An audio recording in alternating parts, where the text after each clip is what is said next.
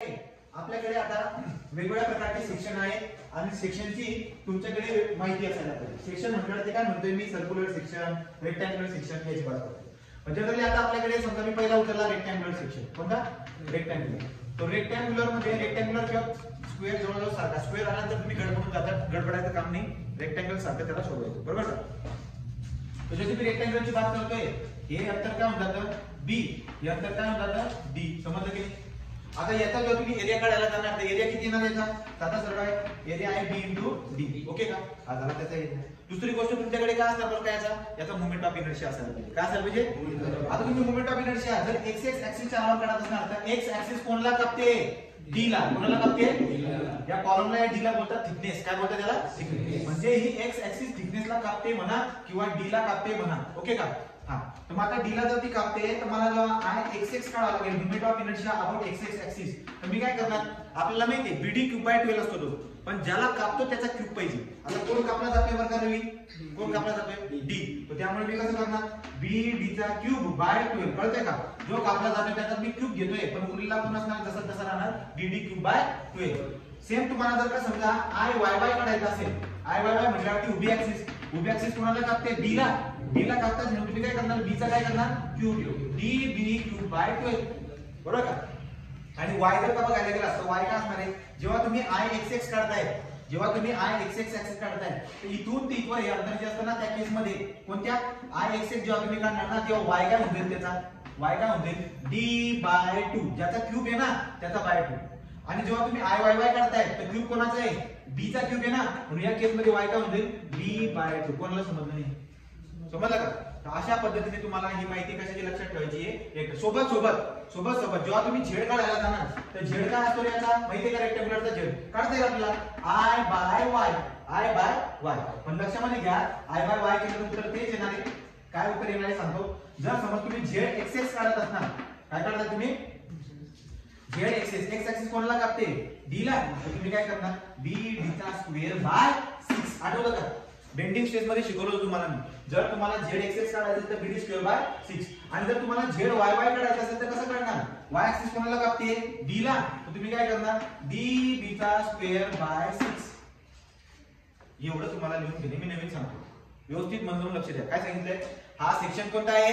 Rectangular section. त्याची width किती आहे? बी. त्याची डेप्थ किती आहे? डी. याचा एरिया काढायला लावला तर बी इंटू डी. हा झाला त्याचा एरिया. इथपर्यंत कोणाला डाऊट आहे का? नाही. पुढे गेलो आय एक्स एक्स म्हणजे काय? Moment of inertia about x axis. म्हणजे एक्स ऍक्सिसला पकडून जर तुम्ही त्याला फिरवलं तर मोमेंट ऑफ इनर्शिया किती असणार? रेजिस्टन्स किती देणार फिरण्याला?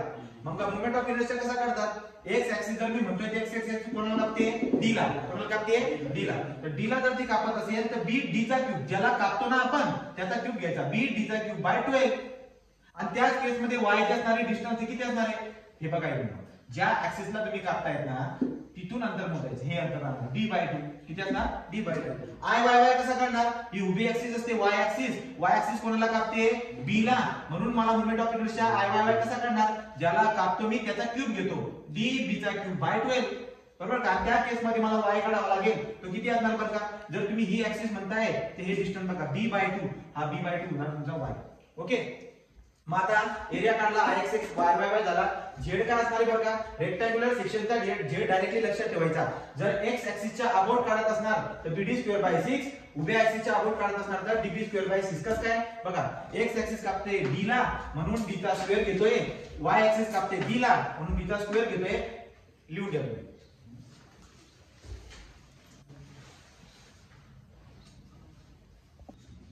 आता आपण बघणार सर्क्युलर सेक्शन. कोणता? Circular section. तो सर्क्युलर सेक्शन जो सॉलिड सर्क्युलर सेक्शन जनरली दिसायला असा राहतो. याचा डायमीटर आपल्याला डायमीटर दिसायला भेटतो. याची एक्स ऍक्सिस ही असणार आहे, वाय ऍक्सिस ही असणार आहे. ओके की नाही? जर तुम्हाला मी सर्क्युलर सेक्शनचा एरिया विचारला तर काय उत्तर देणार तुम्ही? एरिया ऑफ सर्क्युलर सेक्शनचा तो area equal to pi by 4 into डायमीटरचा स्क्वेअर. कशाचा? डायमीटर. हा झाला एरिया. एरिया नंतर तुम्हाला काय लक्षात ठेवू नये? एरिया नंतर तुम्हाला लक्षात ठेवायचा याचा आय एक्स एक्स आणि आय वाय वाय दोघा सारखा असतो. आणि किती असतो तो? तो असतो पाय बाय 64 डी रेज टू 4. हा झाला moment of inertia about x x आणि वाय वाय ऍक्सिस. ओके. नंतर जर तुम्ही वाय काढायला गेलात तर वाय तुम्ही इथून मोजा किंवा वाय तुम्ही इथून मोजा. किती असणार तो? D by 2. किती असणार? D by 2 y. वाय म्हणजे डिस्टन्स फ्रॉम द सेंटर पासून आउटर पर्यंत डिस्टन्स जे आहे त्याला बोलतो y आपण. एरिया झाला, मोमेंट ऑफ इनर्शिया झाला, y झाला, उरलाय काय z. आणि z तुम्ही कसा काढता, z i y करा. कॅल्क्युलेट जर तुम्ही केला तर तुम्हाला माहिती कॅल्क्युलेशन केलं याच्यावर पाय बाय किती 32 b चा किती क्यूब, पाय बाय 32 b चा क्यूब. अशा पद्धतीने तुम्हाला एरिया लक्षात आहे अगोदरच. Ixx Iy दोघं सारखा असतो, पाय बाय 64 d4. ओके. y काय निम्मा, डायमीटरचा निम्मा d/2 हा झाला y. आणि z किती असतो, पाय बाय 32 d चा cube. Okay. Sectional modular generally कशामध्ये मोजतो आपण, mm च्या क्यूब मध्ये, mm क्यूब. अशा पद्धतीने सर्कलची माहिती झालेली आहे. 3 नंबर आहे हॉलो रेक्टँग्युलर सेक्शन. तो हॉलो रेक्टँग्युलर सेक्शन मध्ये तुम्हाला आता काय काय लक्षात ठेवणे बघा. हॉलो रेक्टँग्युलर सेक्शन पुसू का मी एवढं पुसू टाकतो. हॉलो रेक्टँग्युलर सेक्शन,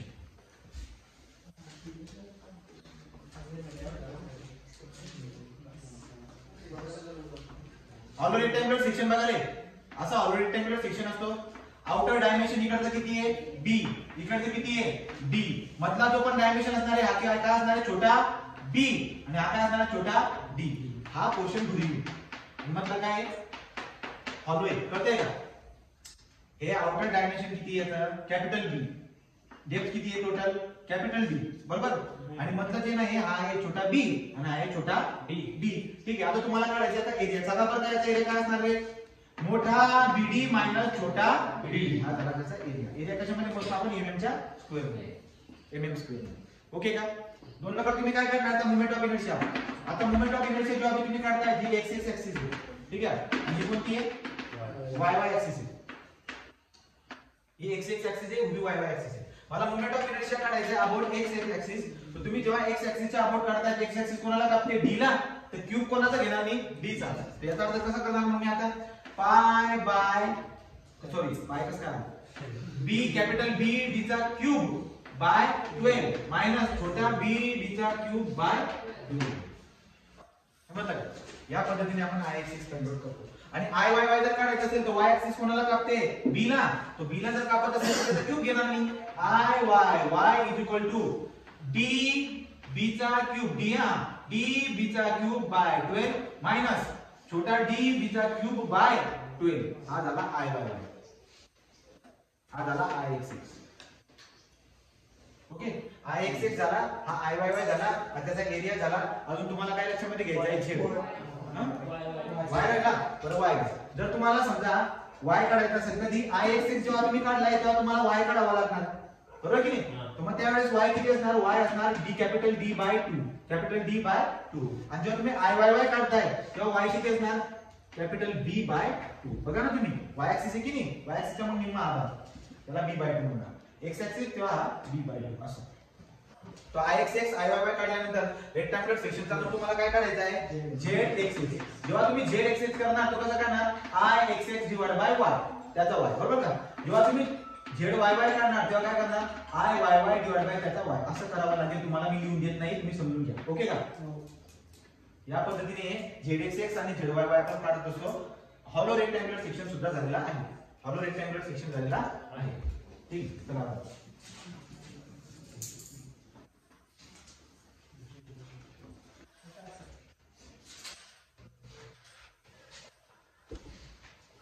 सेक्शन आहे आपल्याकडे हॉलो सर्क्युलर. हॉलो सर्क्युलर बद्दल पण माहिती असायला पाहिजे. आणि ही जी इन्फॉर्मेशन आहे तुम्हाला कुठे कुठे लागत असते बरं का इन्फॉर्मेशन. कॉलम मध्ये अजून दुसरा जो कॉलम आहे ना, युलर फॉर्म्युला, रँकाइन फॉर्म्युला, त्याच्यामध्ये पण ही थेरी लागते, जे रिव्हिजन आहे फक्त, कळालं का. मग आता बघा हॉलो सर्क्युलर जेव्हा बोलतोय तो हा सर्क्युलर सेक्शन या जनरली आपल्याला असं दिसायला भेटतोय. हा एवढा पोर्शन आउटरचा भरीव आहे, मधला हा हॉलो आहे. मधला हा जो डायमीटर याला बोलतो छोटा d, आणि बाहेरचा जो डायमीटर त्याला बोलतो कॅपिटल D. एरिया सांगा बरं किती एरिया होता hollow circle, pi by 4 into bracket मध्ये d स्क्वेअर मायनस छोटा d स्क्वेअर. ओके. हा झाला एरिया. दुसरा आपल्याकडे काय असतो बघा, मोमेंट ऑफ इनर्शिया. तुम्ही x एक्सिस घ्या का y एक्सिस घ्या, सर्क्युलर सेक्शन मध्ये अबाउट x एक्सिस आणि y एक्सिस सेम राहतो. याचा अर्थ काय झाला, Ixx is equal to Iyy is equal to pi by 64 into capital D raise to 4 minus small d raise to 4. हा झाला moment of inertia about x axis आणि y axis. ठीक आहे. नंतर तुम्हाला y काढायचा असणार. आता ix आणि iyy जर का सेम असेल तर दोघांसाठी y पण काय असणार सेम. किती असणार बघा तो कॅपिटल D बाय असं.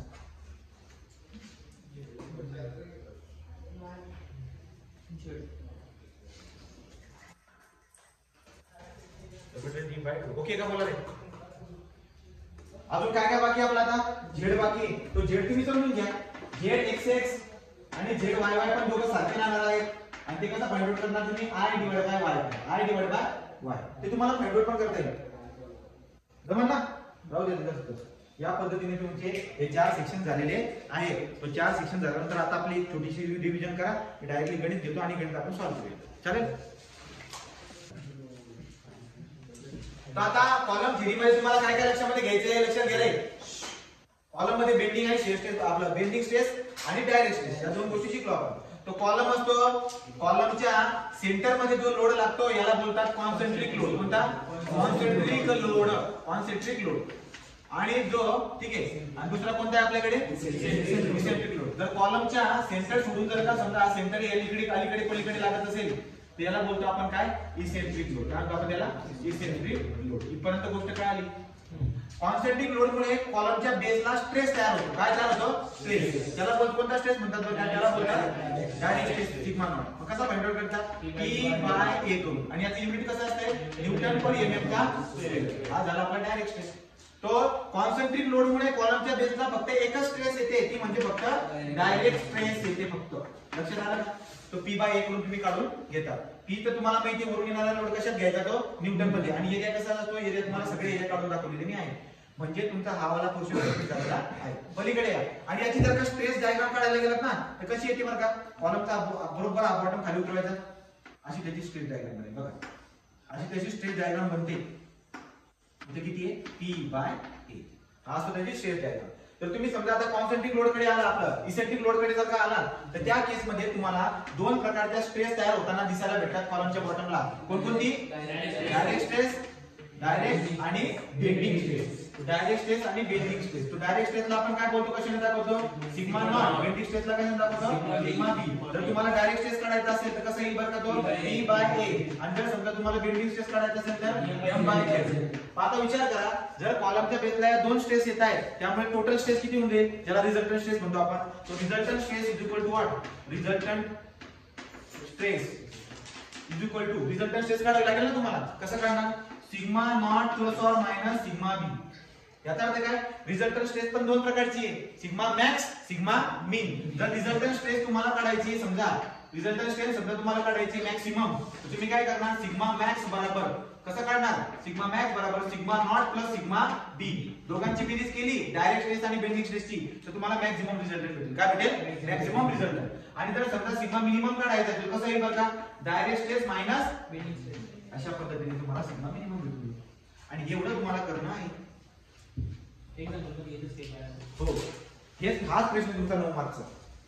काय काढायचं फक्त सिग्मा मॅक्स आणि sigma mean. Sigma max is equal to मग तुम्ही इकडे लागून लिहू शकता ना कसा सिग्मा मॅक्स ची बात चालू आहे. तो sigma max is equal to sigma not plus sigma B that is sigma not म्हणजे काय डायरेक्ट स्ट्रेस P/A आणि बेंडिंग स्ट्रेस काय असतोय M/Z. हा झाला तुमचा डायरेक्ट कशाचा रिझल्टंटचा फॉर्म्युला सिग्मा मॅक्स. हा काय सिग्मा मॅक्स. हा सिग्मा मॅक्स आहे. हा सिग्मा मॅक्स आहे. आणि तुम्हाला सिग्मा मीन काढायचं असेल तर कसं काढणार sigma not minus sigma B is equal to what P/A minus M/Z sigma minimum. जमन किती रे बघ लिहू नका फक्त नंतर लिहा. और रेक्टेंगुलर कॉलम म्हटले कॉलम कसा आहे कॉलमचा जो सेक्शन आहे तो रेक्टेंगुलर बोलतोय तो. आणि कितीचा रेक्टेंगुलर प्रकार 240 × 150. याचा अर्थ असा आहे की आपण आता क्वेश्चनचा भाग मागलाय आणि तुम्हाला म्हणतोय कॉलमचे 240 इंटू तो 240 म्हटले तुम्हाला हे बघा आडवा किती अंतर असणार आहे 240 म्हणजे B इज इक्वल टू 240 बरोबर करेल बरोबर आहे ना. B is equal to 240. नंतर पुढे हा जो काही असणार आहे हा असणार आहे आपला D ला बोलतात थिकनेस. D ला काय बोलतात थिकनेस बोला किंवा D बोला. आणि किती दिले त्यांनी तो 150. किती दिलाय 150. इथपर्यंत कोणाला डाऊट आहे इथपर्यंत कोणाला डाऊट आहे काय रेक्टेंगुलर कॉलम 240 × 150 चा दिलेला आहे बाबा. लक्ष देना तेव्हा 240 × 150 240 त्याची विड्थ आहे, डेप्थ त्याची काय आहे 150. पुढे काय म्हणतात is subjected to vertical load. म्हणजे आता बघा हा जो कॉलम आहे ना, हा कॉलम मी अशा पद्धतीने दाखवतो उभा कॉलम. वरून बघितल्यावर तुम्हाला कॉलम असा दिसतोय, समोरून बघितल्यानंतर कॉलम तुम्हाला असा दिसणार. ठीक आहे ना. याच्यावरती काय आहे व्हर्टिकल लोड कितीचा लागतोय, कुठे लागतोय तो पण बघा. व्हर्टिकल लोड आहे 110 किलो न्यूटनचा. कुठे लागतोय तो, ऍक्टिंग म्हणजे लागणे, ऍट अँड इसेंट्रिसिटी. इसेंट्रिसिटी म्हणजे काय, ऍक्सिस सोडून. कुठे लागतोय 60 mm. कुठे लागतोय 60. याचा अर्थ असा आहे की सेंटर जो आहे ना, हे सेंटर त्या इसेंट्रिक लोड म्हणतोय ना तो, सेंटर सोडून किती अंतर दूर, at and eccentricity of 60 mm. हे 60 mm दूर हा लोड लागतोय. म्हणजे कुठेतरी इथं लागतोय बाबा, असं जमन का. तो अंदाजे मी अंतर दाखवतोय, तो अंदाजे आपण अंतर दाखवा. या पद्धतीने तो कॉलम आहे, हा कॉलम आहे, ही सेंटर ऍक्सिस होती, लोड लागतोय कुठेतरी इथे. कितीचा लोड येतोय 110 kilo Newton. 110 kilo Newton. Eccentricity किती येते, E = 60 mm. नाही समजलं काय बोल, ठीक आहे. आणि पुढे in a plane bisecting the 150 mm side. हे वाला खूप महत्त्वाचं वाक्य, हे वाला खूप महत्त्वाचं वाक्य आहे. इथे तुमचे 9 मार्क. ते काय म्हणतात नाही का, इसेंट्रिसिटी कुठे आहे, इसेंट्रिसिटी ऑफ 60 mm ची कितीची 60 mm ची इसेंट्रिसिटी आहे. In a plane bisecting, bisect म्हणजे कापणे, ठीक आहे ना.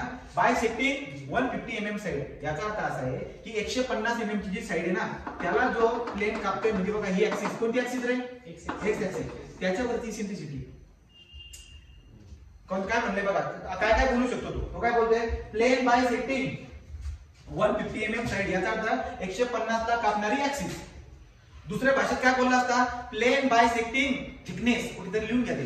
प्लेन बायसेक्टिंग थिकनेस म्हणजे कोणता, ही थिकनेस आहे ना, थिकनेसला कापणारी ऍक्सिस, थिकनेसला कापणारी ऍक्सिस. नाही समजलं तरी जर त्याने तुम्हाला असं म्हटलं असतं plane bisecting depth, bisecting depth आधीच राहिली असती. डेप्थ थिकनेस 150 तिघांचा गणित सारखा होतो ना. तुम्ही याला डेप्थ बोला किंवा याला थिकनेस बोला किंवा 150 चे डायमेन्शन बोला. दुसऱ्या भाषेत दुसरा प्रश्न कसा विचारू शकतो, the plane bisecting 240 mm side. बरोबर, मग उभी ऍक्सिस आहे ना, म्हणजे उभ्या ऍक्सिस वरती इसेंट्रिसिटी. समजलं. बरं, मग आता आडव्या ऍक्सिस वरती इसेंट्रिसिटी आहे, ही आपली उभी ऍक्सिस आहे. इसेंट्रिसिटी दाखवताना आडव्या ऍक्सिस वरती दाखवा, E = 60 mm. म्हणजे इथे कुठेतरी तो लोड लागत असेल, म्हणजे तिकडे दाखवला मी तो समोरून बघितल्यावर. हे अंतर आहे ते. समजते की नाही रे.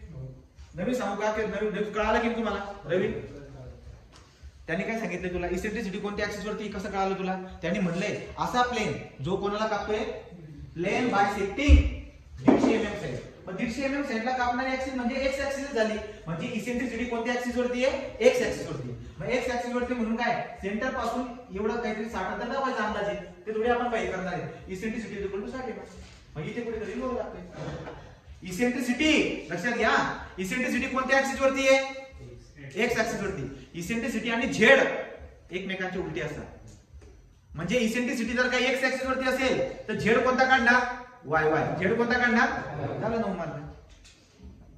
कुठेतरी कानाकोपऱ्यात लिहा काय बोललो मी, इसेंट्रिसिटी जर का समजा एक्स ऍक्सिस वरती असेल तर झेड वाय वाय काढणार.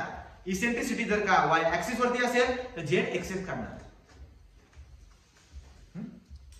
If eccentricity is on x axis, then ZYY is calculated. बस का अर्थ, अशा पद्धतीने. असं का करतात ते मी सांगून देतो ना, असं का करतात ते मी बघून घ्या.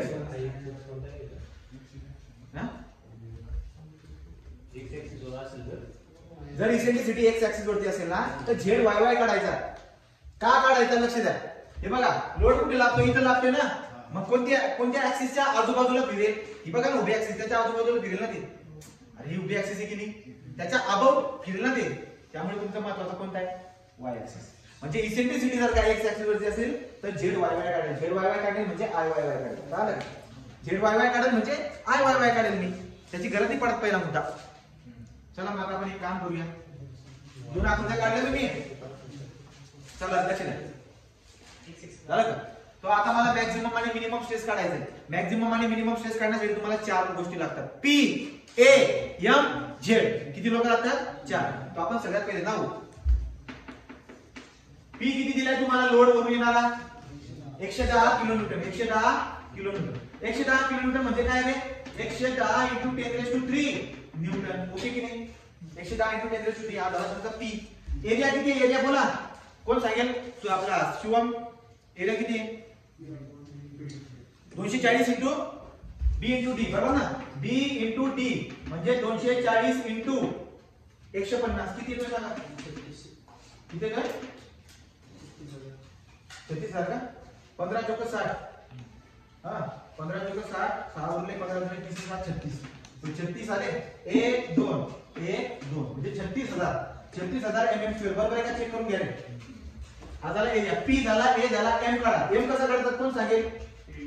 P into E, P into E, P into E. P किती दिलाय तुम्हाला त्यांनी?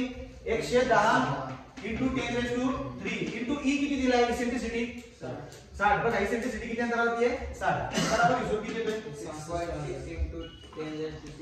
6.6 इंटू 10⁻⁶. 6.6 इंटू 10⁻⁶ कशामध्ये उत्तर येईल? Newton m. Newton m. Okay, newton m. M झाला. P A M. झेड पण लागतो. साधा रेक्टँगल जो आहे त्याचा झेड काढताय तुम्हाला. तो झेड कोणता काढ तुम्ही सांगा? इसेंट्रिसिटी आहे एक्स एक्सिस वरती, झेड वाय वाय. मग झेड वाय वाय म्हणजे वाय वाय एक्सिस कोणाला कापते? डी ला. फॉर्म्युला काय बनेल? फॉर्म्युला बनेल डी बीटा स्क्वेअर बाय 6. झेडचा फॉर्म्युला डायरेक्ट, तो सिंपल डायग्राम जर का असेल ना तर त्याचा झेडचा फॉर्म्युला डायरेक्ट लक्षात ठेवायचा. D beta square by 6. तो डी किती आहे? डी म्हणजे डी किती आहे? 150. शांततेत वाचा ते उदाहरण. बी किती आहे? बी आहे 240. तो 240 चा स्क्वेअर डिवाइड बाय 6 करून सांगा मला एमएम क्यूब मध्ये किती आहे?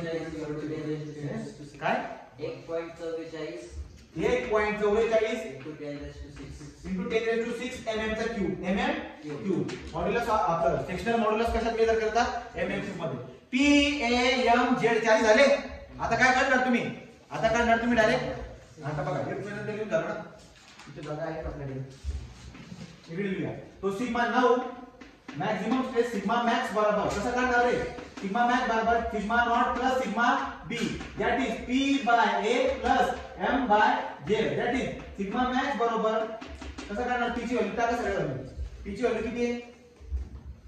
110 इंटू 10⁻³ डिवाइड बाय एरिया किती आहे? 36,000. तो 36 वरती 1 2 3 0 प्लस एम किती आहे? एम आहे 6.6 इंटू 10⁻⁶ डिवाइड बाय झेड किती आहे? झेड आहे तुमच्याकडे 1.44 इंटू 10⁻⁶. किती आला? 7.63. आता तिथं तुमच्या कॅल्क्युलेटर मध्ये काय करायचं माहिती का? हा प्लस चिन्ह काढायचं, मायनस लावायचं. ठीक आहे ना? प्लस चिन्ह काढायचं तिथे मायनस लावायचं. किती म्हणले? 7.638. 7.638 638 बरोबर ना? कशामध्ये येईल? न्यूटन पर एमएम चा स्क्वेअर. न्यूटन पर एमएम चा सिग्मा मॅक्स. बोला जमत का? आता काय काढायचं? Sigma minimum. काय काढायचं तुम्हाला आता? Sigma minimum. जागा नसल्या कारणाने सिग्मा मिनिमम वरती काढतो. सिग्मा मिनिमम बरोबर पी असं करा, sigma not minus sigma B, P by A minus M by Z. P किती आहे? पी किती आहे? 110 इंटू 10⁻³ डिवाइड बाय एरिया किती आहे? 36,000. किती आहे? 36,000 प्लस मायनस करा, minus M by Z. M किती आहे? 6.6 इंटू 10⁻⁶ डिवाइड बाय झेड किती आहे? तुम्ही फक्त लिहिण्यामध्ये नका राहा बरं का, त्याला समजून घ्या. 10⁻⁶ उत्तर किती आलं? उत्तर किती आलं? -1.527 न्यूटन पर एमएम का न्यूटन पर एमएम. हा झाला सिग्मा मिनिमम. सिग्मा आता त्याने तुम्हाला डायग्राम काढायला लावलेली नाहीये, पण तरी मी तुम्हाला डायग्राम काढायची शिकवतो. इथपर्यंत झालं असेल आणि समजलं असेल तर सांगा. इथपर्यंत झालं असेल, समजलं असेल तर सांगा. आता बघा, आता मी सिग्मा मॅक्स काढलाय, सिग्मा मिन काढलाय, बरोबर का? या डायग्राम येत आपल्या. तुम्ही मला सांगा इसेंट्रिसिटी जिकडे जास्त आहे ना तिकडे मॅक्सिमम स्ट्रेस तयार होते. तिकडे काय तयार होते? मॅक्सिमम. म्हणजे याची जर का मी आता डायग्राम बनवायला गेलो ना तर बघा सिग्मा मॅक्स इकडच्या बाजूलाच राहणार कारण की लोड तिकडे लागतोय. मग सिग्मा मॅक्स किती लागला? सिग्मा मॅक्स किती आला? 7.638 न्यूटन पर एमएम चा स्क्वेअर. आणि दुसरा सिग्मा मिनिमम किती आला? तो मायनस आला. मायनस म्हणजे या ऍक्सिसच्या वरती. कळलं का? जर पॉझिटिव्ह आला असता तर मी ऍक्सिसच्या खाली लिहिला असता, पण तो मायनस आलाय ना म्हणजे आपण या ऍक्सिसच्या वरती दाखवणार. किती येतो? मायनस शब्द केला. आता जसं की तुम्ही रेषेच्या वरती गेले मायनस गेला, किती येतो? 1.527 मायनस नका लिहा बरं का, तुम्ही रेषेच्या वरती दाखवलेला आहे. याला असं करून द्यायचं. कळालं का? हा खाली असतोय प्लस, इकडे काय असतोय हा मायनस. ही झाली तुमची बेंडिंग स्ट्रेस डायग्राम. ही झाली बेंडिंग स्ट्रेस डायग्राम. आता झालं उदाहरण कंप्लीट. झालं बेंडिंग स्ट्रेस डायग्राम. आता झालं उदाहरण तुमचं कंप्लीट.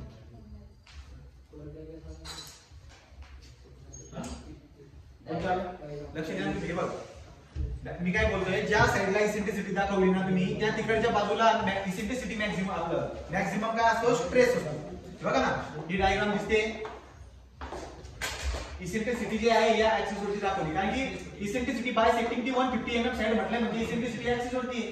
सेंटर पासून किती लांब आहे ती 60 mm. किती आहे 60 mm. इकडे तुम्ही लोड लावलेला आहे. मग जेव्हा तुम्ही बेंडिंग स्ट्रेस डायग्राम बनवणार, जेव्हा तुम्ही बेंडिंग स्ट्रेस डायग्राम बनवणार तर काय होईल, इकडच्या बाजूला मॅक्सिमम स्ट्रेस येईल. मी खाली दाखवतो किती आहे ते मॅक्स 7.638 आणि मिनिमम किती आहे मायनस आहे. मायनसचा अर्थ असा होतो रेषेच्या वरती जाणार ना तुम्ही, कळतंय का? किती येतो 8.527 आहे ना, राईट. असं जोडून टाकायचं.